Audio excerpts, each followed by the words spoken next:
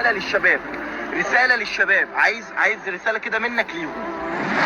أحمدك ربي علمتني كيف أحمد، وأصلي وأسلم على خاتم الأنبياء والرسل سيدنا محمد. أما بعد، يا شباب المسلمين ويا بنات المسلمين، استحوا من الله، استحوا من الله، فلما جعلتم الله أهون الناظرين إليه؟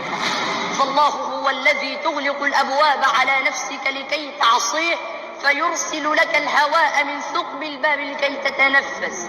إنه الله وأنا غفور رحيم، فلما لا تستحوا من الله؟ لما جعلته أهون الناظرين إليك؟ إنه الله. استحي من الله.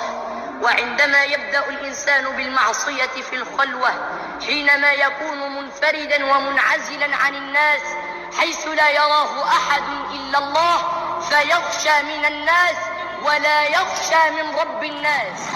أتجرأت على ربك بالفواحش والمعاصي؟ تجرأت على ربك بالزنا؟ تجرأت على ربك بشرب الخمر؟